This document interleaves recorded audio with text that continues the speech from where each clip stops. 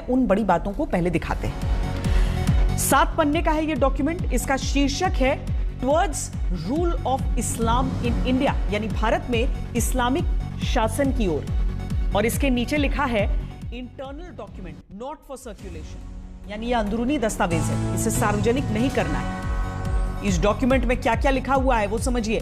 दूसरे पन्ने में लिखा है कि भारत में 9 जिलों में मुसलमानों की आबादी 75% से अधिक है।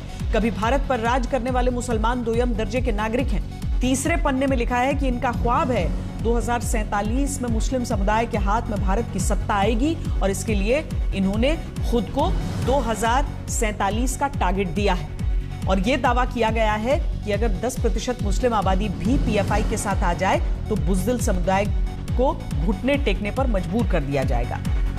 और भारत में इस्लामिक सत्ता स्थापित करने के लिए 4 चरण की प्लानिंग बताई गई।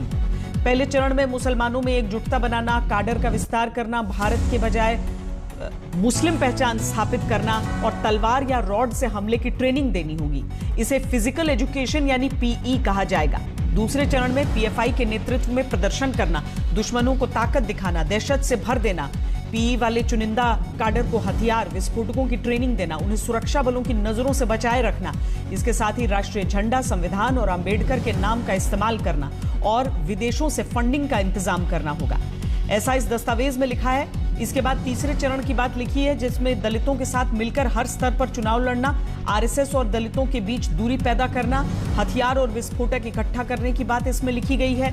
चौथे चरण में पीएफआई मुस्लिम समुदाय का एकमात्र नेतृत्व होगा, दूसरे मुस्लिम संगठन दरकिनार कर दिए जाएंगे। तब तक 50% दलित पिछड़ा जनजाति वोट बैंक साथ आ जाएगा, पार्टी राष्ट्रीय स्तर पर सत्ता में आ जाएगी।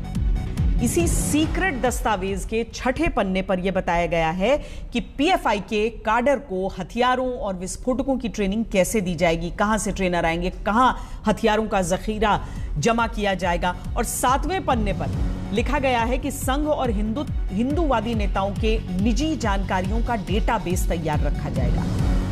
और सबसे आखिरी पन्ने में बाहरी मदद का जिक्र किया गया है। इसी में लिखा गया है कि अगर भारत से युद्ध की बारी आई और काडर कम पड़े तो तुर्की जैसे इस्लामी देश से मदद ली जाएगी।